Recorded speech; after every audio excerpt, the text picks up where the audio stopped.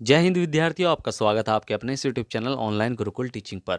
UP TET, C TET और B Ed entrance exam की हम तैयारी कर रहे हैं और आज का जो हमारा प्रैक्टिस सेट है वो है हिंदी का। इसमें मैंने यूपी टेट, सी टेट और बी एड एंट्रेंस एग्जाम से प्रीवियस ईयर में पूछे गए सभी प्रश्न, सभी नहीं मैंने टॉप क्वेश्चन तो मैंने लिए ही लिए हैं। तो जो हमारे चैनल पर नए हैं या फिर जिन्होंने हमारी पिछली वीडियो को अभी तक नहीं देखा है, वो हमारी प्लेलिस्ट से उन वीडियो को जाकर देख सकते हैं, या फिर मैंने उन वीडियो की लिंक या फिर उस प्लेलिस्ट की लिंक डिस्क्रिप्शन बॉक्स में भी दे रखी है। आप वहां जाकर भी इन वीडियो को देख सकते हैं और चैनल को सब्सक्राइब करना बिल्कुल ना भूलिएगा। सब्सक्राइब का बटन नीचे दिया हुआ है, उस पर टच कीजिए, साथ ही साथ बेल आइकन को ऑल पर सेट कीजिए ताकि आपको आने वाले लेटेस्ट वीडियो की नोटिफिकेशंस मिल सके। तो चलिए शुरू करते हैं इस वीडियो को और देखते हैं अपना पहला प्रश्न। अपमान का उपसर्ग है, यानी अपमान में कौन सा उपसर्ग है? अव, उप, अति या अप? तो अपमान में कौन सा उपसर्ग है? अपमान में है अप उपसर्ग। सिंपल सा प्रश्न से स्टार्ट किया है क्वेश्चन। उपसर्ग क्या होते हैं? उपसर्ग का प्रयोग शब्द के शुरू में किया जाता है, यानी आदि में किया जाता है, और प्रत्यय का प्रयोग शब्द के अंत में किया जाता है। हिंदी भाषा में 3 प्रकार के उपसर्गों का प्रयोग होता है। सबसे पहले आते हैं संस्कृत के उपसर्ग।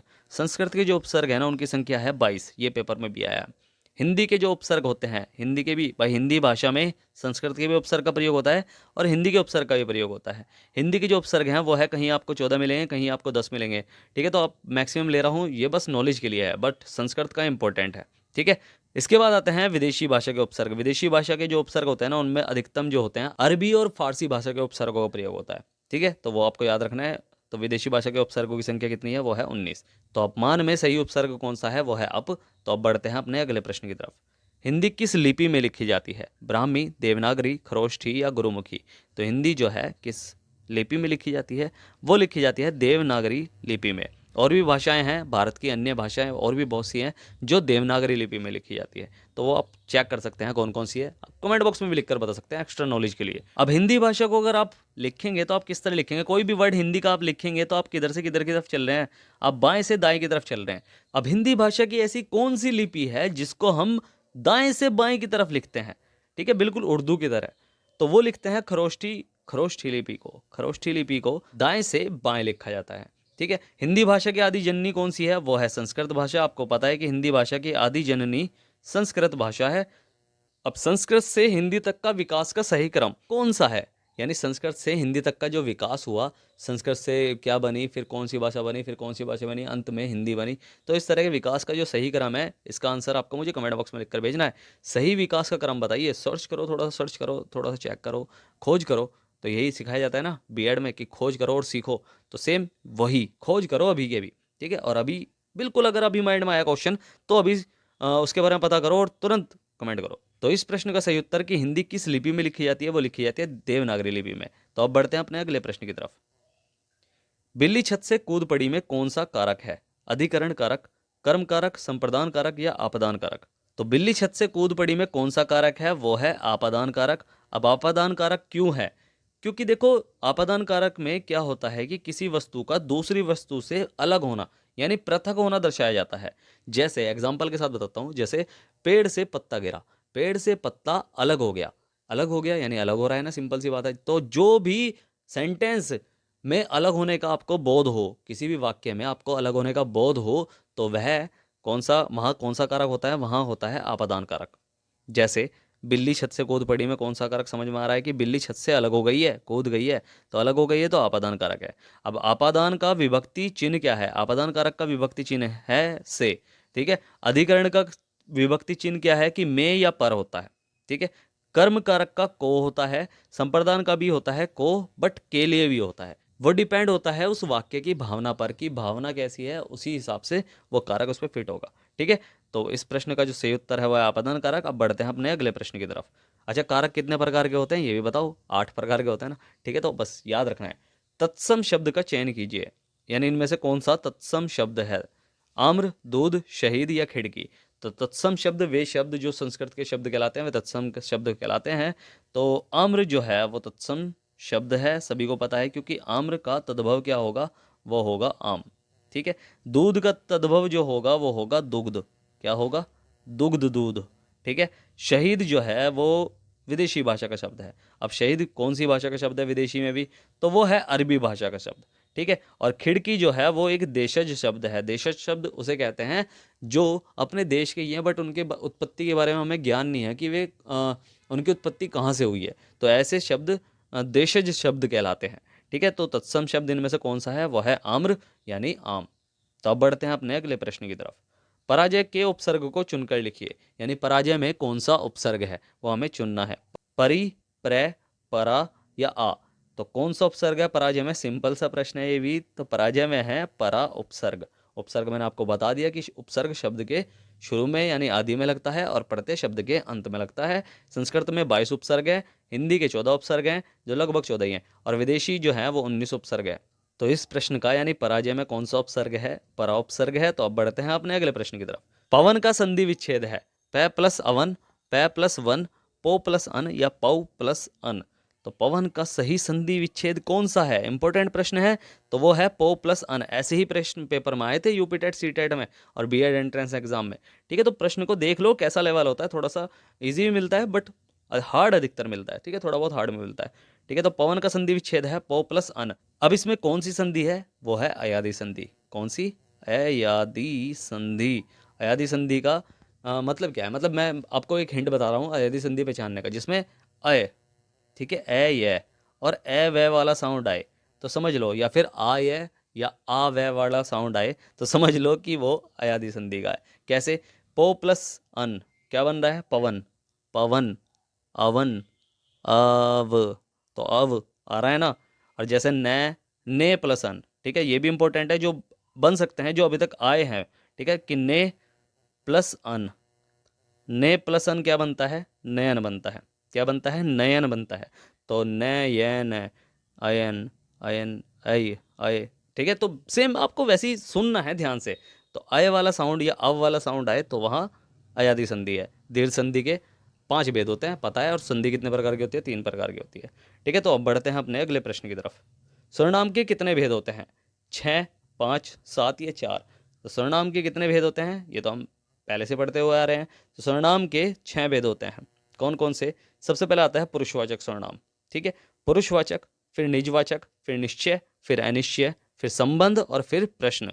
अब पुरुषवाचक सर्वनाम जो है वो इंपॉर्टेंट है। पुरुषवाचक सर्वनाम में क्या होता है? उत्तम पुरुष, मध्यम पुरुष और अन्य पुरुष के रूप में होते हैं ये। ठीक है, अन्य पुरुष के रूप में होता है। अब उत्तम में क्या होता है? उत्तम में मैं, हम, हमें, हमारा, बस ऐसे ही याद रखना है आपको। मैं, हम, हमें, हमारा उत्तम पुरुष के उदाहरण है। तू, तुम, तुम्हें, तुम्हारा ये मध्यम पुरुष के उदाहरण है।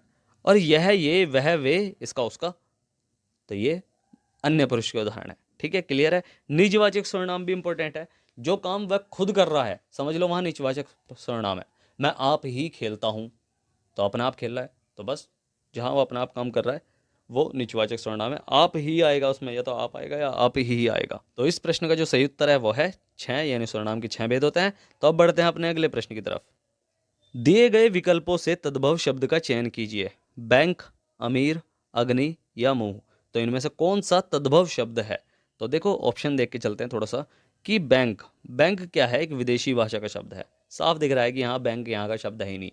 अमीर जो है वो भी विदेशी भाषा का शब्द है, बट ये क्या है? ये अरबी भाषा का शब्द है। ठीक है, विदेशी में भी अरबी भाषा का शब्द है। ठीक है, अग्नि जो है वो तत्सम है किसका? आग का। ठीक है, अग्नि आग का तत्सम है। आग जो है वो अग्नि का तद्भव है। और बस अब बचा है मुंह, तो बस यही हमारा तद्भव शब्द है। ठीक है, मुंह का जो तत्सम होता है वो होता है मुख। क्या होता है? मुख। ठीक है, मुख याद रखना है बस आपको। तो इस प्रश्न का जो हमारा सही उत्तर है वो है मुंह, और इसका तत्सम क्या होता है? मुख होता है। तो अब बढ़ते हैं अपने अगले प्रश्न की तरफ। मनोरथ का सही संधि विच्छेद होगा मनः प्लस रथ, मन प्लस औरथ, मनो प्लस रथ और मन प्लस रथ। मनः रथ का जो सही संधि विच्छेद होता है वो होता है मनः प्लस रथ। अब मनः प्लस रथ तो आपको पता चल गया, बट इसमें कौन सी संधि है ये भी अगर आपको पता करना है तो आपको पता है कि संधि विच्छेद हमने करा तो मनः बना है, यानी विसर्ग लगा है। तो बस इसका जो आंसर होगा, यानी मनः रथ में कौन सी संधि है, मनोरथ में कौन सी संधि है, वो है विसर्ग संधि। कौन सी है? विसर्ग संधि है। ठीक है, तो ऐसे ही आपको याद रखना है, सारी चीज़ समझ समझ के करनी है। ठीक है, अब बढ़ते हैं अपने अगले प्रश्न की तरफ। नीचे लिखे वाक्य के लिए एक शब्द बताइए जो युद्ध में स्थिर रहता हो। यशस्वी, सत्याग्रही, युधिष्ठिर या अश्वारोह। जो युद्ध में स्थिर रहता हो उसके लिए एक शब्द होता है युधिष्ठिर। क्या होता है? युधिष्ठिर। यशस्वी को बोलते हैं कीर्ति या फिर प्रसिद्धि। ठीक है, तो यशस्वी का अर्थ है ये।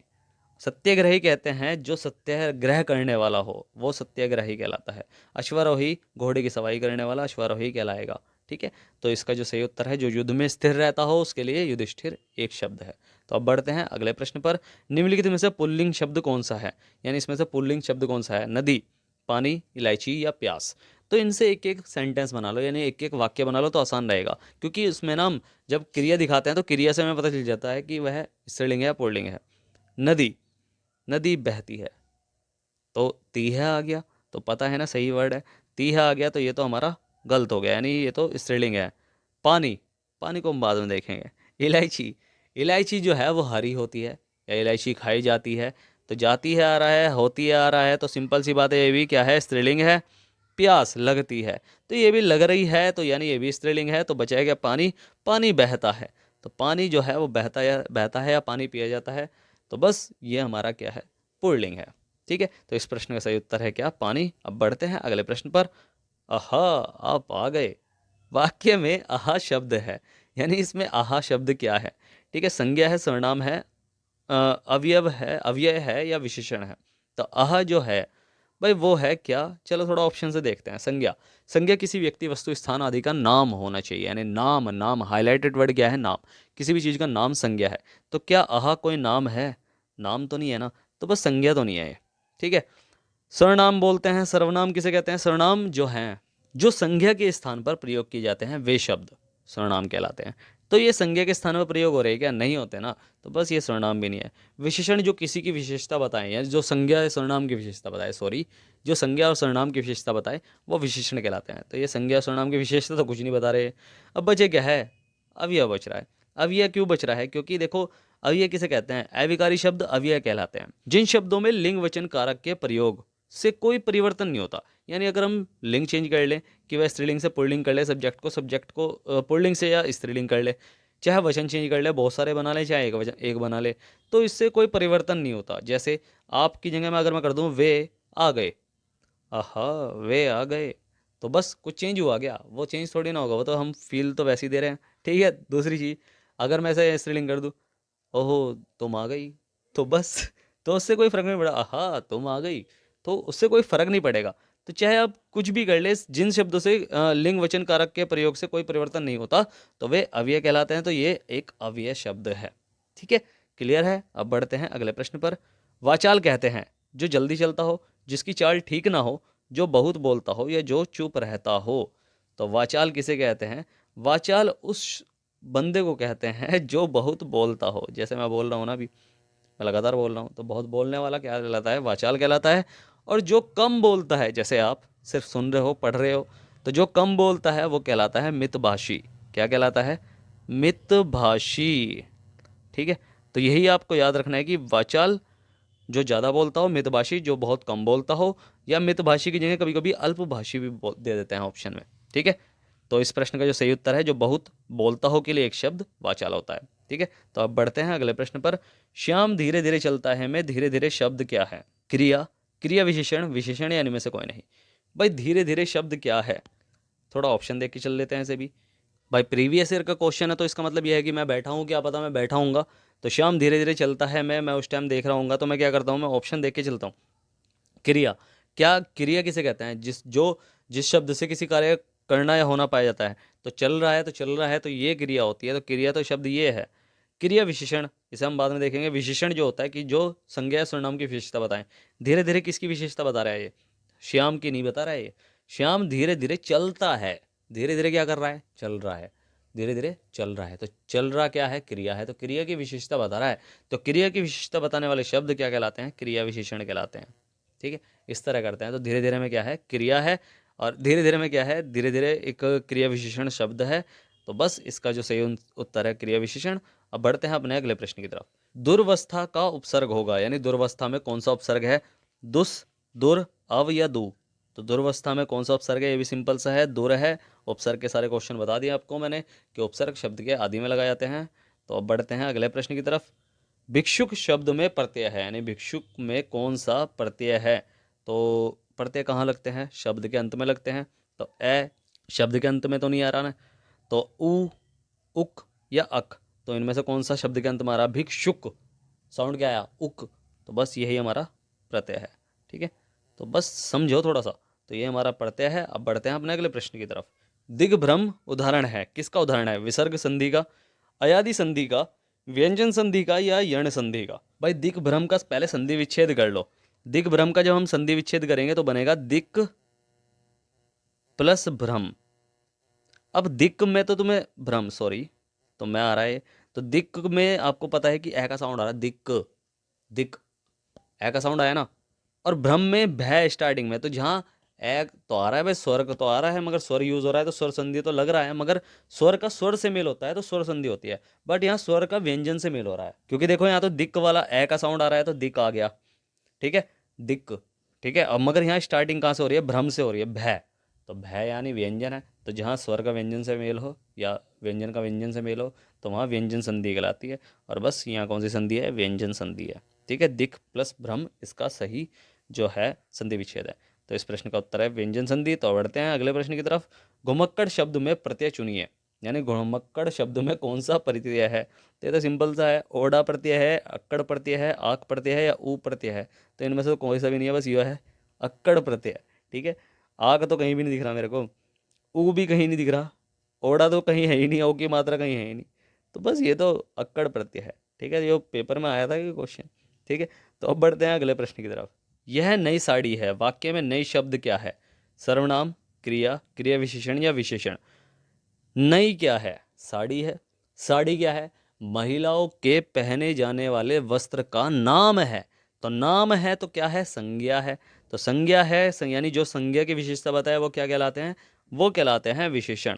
तो आपको पता है कि सर्वनाम नहीं हो सकता, क्रिया नहीं हो सकता, क्रिया विशेषण नहीं हो सकता, तो बचा क्या है? विशेषण। तो इसका सही उत्तर है क्या? विशेषण। ठीक है, क्लियर है? कोई डाउट है तो पूछ लेना। तो अब बढ़ते हैं अपने अगले प्रश्न की तरफ। शैव कहते हैं जो शक्ति की उपासना करता है, जो शिव की उपासना करता है, जो विष्णु की उपासना करता है या जो किसी की उपासना नहीं करता। शैव किसे कहते हैं? भाई शैव उसे कहते हैं जो शिव की उपासना करता है। जो शक्ति की उपासना करता है उसे क्या कहते हैं? उसे कहते हैं शाक्त। क्या कहते हैं? शाक्त। ठीक है, थोड़ा सा एक मिनट लिख के दिखा देता हूँ आपको मैं कि क्या कहते हैं। शाक्त कहते हैं उसे जो शक्ति की उपासना करता है। ठीक है, जो शक्ति की उपासना करता है। और जो विष्णु की उपासना करता है ना, उसे कहते हैं वैष्णव। क्या कहते हैं? वैष्णव। ठीक है, क्लियर है? तो जो शैव किसे कहते हैं? जो शिव की उपासना करता है। तो अब बढ़ते हैं अगले प्रश्न की तरफ। बादल का पर्यायवाची है नीरद, नीरज, अंबुज या अंबु? तो देखो मुझे यहाँ साफ दिख रहे हैं कि ये जो दो है ना, नीरज और अंबुज, नीरज और अंबुज जो हैं वो कमल के पर्यायवाची हैं। किसके पर्यायवाची हैं? कमल के पर्यायवाची हैं। अंबु जो है वो पानी का पर्यायवाची है। ठीक है, किसका पर्यायवाची है? पानी का। अंबु पानी, याद रखना है। बस बचा क्या है? बादल बचा है। तो बादल जो है, मतलब जो नीरद बचा है, नीरद जो है वो बादल का पर्यायवाची है।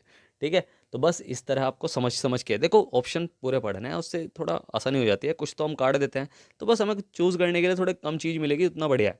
ठीक है, तो इस प्रश्न का सही उत्तर है नीरद। तो अब बढ़ते हैं अगले प्रश्न की तरफ। आकाश पताल के बीच लगने वाला डैश चिन्ह कहलाता है? अल्प विराम, विस्मयादि बोधक, योजक या उद्वरण? तो उद्वरण चिन्ह देखो, देखो उद्वरण चिन्ह कौन सा होता है? वो तो ये होता है जो इन्वर्टेड कोमा हम लगाते हैं। ठीक है, विस्मयादि बोधक आपको पता है कि बोधक कौन सा होता है? ये वाला चिन्ह होता है। अल्प विराम ये रहा, कोमा। ठीक है, अल्प विराम कोमा को बोलते हैं। और योजक चिन्ह जो है वो यही वाला योजक चिन्ह है जो हम प्रयोग करते हैं हल्का सा डैश, दो चीज़ को जोड़ने के लिए। जैसे माता पिता लिखते हैं ना, माता पिता, तो बीच में डैश सा लगा देते हैं छोटा सा, तो ये वही योजक चिन्ह है। तो यही हमारा इस प्रश्न का आंसर है। ठीक है, तो आकाश पाताल के बीच लगने वाला चिन्ह कौन सा है? ये है योजक चिन्ह। तो अब बढ़ते हैं अगले प्रश्न की तरफ। सूर्य का पर्यायवाची शब्द नहीं है दिनकर, रवि, अंशुमाली या यामिनी? तो सूर्य के जो पर्यायवाची शब्द हैं वो देखो कौन कौन से हैं। दिनकर है, पता है आपको, रवि है, ये भी आपको पता है, अंशुमाली है, बट यामिनी जो है वो रात का पर्यायवाची है। किसका है? रात का पर्यायवाची है। ठीक है, तो क्लियर है ये क्वेश्चन। तो अब बढ़ते हैं अगले प्रश्न की तरफ। विद्यार्थी उदाहरण है वृद्धि संधि का, गुण संधि का, व्यंजन संधि का या दीर्घ संधि का? तो विद्यार्थी का जो संधि विच्छेद होता है वो है विद्या प्लस अर्थी। क्या है? विद्या प्लस अर्थी। जहां भी आपको आ का साउंड मिल जाए, विद्या, आ, ई, ऊ, आ, ई, ऊ और ऋषि का साउंड मिल जाए, बस ये चार देखना है आपको, आ, ई, ऊ और ऋषि। आ, बड़ी ई, बड़ा ऊ और ऋषि। ठीक है, इनका साउंड मिल जाए तो समझ लो वृद्धि संधि है। तो यहाँ का क्या है? वृद्धि संधि है। ठीक है, तो सिंपल सा है, यहाँ विद्यार्थी बन रहा है, आ का साउंड आ रहा है, विद्या, तो वृद्धि संधि है। ठीक है, तो इसका आंसर सिंपल सा है, वृद्धि संधि है। तो बढ़ते हैं अगले प्रश्न की तरफ। इंद्रिय को जीतने वाले के लिए एक शब्द क्या है? दूरदर्शी, दत्तचित, कुशाग्र बुद्धि या जितेंद्रिय? सबसे पहले तो देखते हैं कि दूरदर्शी किसे कहते हैं। जो दूर की सोचता हो, दूर की सोचने वाला दूरदर्शी कहलाता है। दत्तचित किसे कहते हैं? जो पूरा मन लगाकर कार्य में लगा हो, यानी मन लगाकर कार्य में लगने वाला दत्तचित कहलाता है। कुशाग्र बुद्धि किसे कहते हैं? जो तीक्ष्ण बुद्धि यानी तेज बुद्धि वाला हो। ठीक है, और बचा क्या है? जितेंद्रिय। जितेंद्रिय उसे ही कहते हैं जो अपनी इंद्रियों को जिसने जीत लिया हो, तो वो जितेंद्रिय कहलाता है। ठीक है, तो इसका आंसर हमारा जितेंद्रिय बिल्कुल सही है। तो बढ़ते हैं अपने अगले प्रश्न की तरफ। द्विगु समास का उदाहरण है माता पिता, यथाशक्ति, नवग्रह या पीताम्बर? भाई द्विगु समास में क्या होता है? पहला शब्द संख्यावाचक होता है, ये तो सिंपल सा है बस। तो इसमें से कौन सा संख्यावाचक पहला शब्द है? तो वो है नवग्रह। तो बस इसमें क्या है? द्विगु समास है। नवग्रह का जो संधि विच्छेद होगा, नौ ग्रहों का समाहार या फिर नौ ग्रहों का समूह, समाहार सबसे बेस्ट होगा। ठीक है, माता पिता में कौन सा समास है? माता पिता में जो है वो द्विंद समास है। यथाशक्ति में अव्ययी भाव समास है, और पीताम्बर में बहुव्रीहि या फिर क्रमधारी है। अगर ऑप्शन दोनों में से सबसे दोनों मिल जाए तो बहुव्रीहि समास ही आपको लगाना है पीताम्बर में। ठीक है, क्योंकि पीले हैं वस्त्र जिनके, अर्थात श्री कृष्ण। बट अगर क्रमधारे मिल जाए तो उसका मतलब ये होगा कि पीला है जो अंबर, वो है पीताम्बर। तो बस ये हो जाएगा इसका, यानी पीला जो है विशेषण के रूप में यूज हो जाएगा उसका। ठीक है, तो जो भी मिल जाए सबसे, अगर आपको दोनों मिल जाए ना, बहुव्रीहि और कर्मधारय, तो आपको बहुव्रीहि ही लगाना है इसका आंसर। ठीक है, तो इस प्रश्न का जो हमारा सही उत्तर है वो है नवग्रह। बढ़ते हैं अगले प्रश्न पर, और ये हमारा अंतिम प्रश्न भी है कि डिबिया शब्द में प्रत्यय कौन सा है? इया, आ, आई या फिर ई? तो कौन सा प्रत्यय है डिबिया शब्द में? तो वो है कौन सा? इया। ठीक है, इया प्रत्यय है। प्रत्यय से रिलेटेड आपको बता दिया मैंने कि प्रत्यय कब लगते हैं, किसी भी शब्द के अंत में प्रत्यय का प्रयोग किया जाता है। ठीक है, तो यही प्रश्न पूछे गए थे यूपीटेट, सीटेट और बीएड एंट्रेंस एग्जाम के प्रीवियस ईयर में। ऐसे ही प्रश्न मैं आपके लिए लेकर आता रहूंगा, तो इसलिए चैनल को भी सब्सक्राइब करें, साथ ही साथ बेल आइकन कॉल पर सेट करें, ताकि आपको आने वाले लेटेस्ट वीडियो की नोटिफिकेशन मिल सके। तो मिलते हैं फिर अगली वीडियो में, तब तक के लिए bye bye, tata, see you, जय हिंद।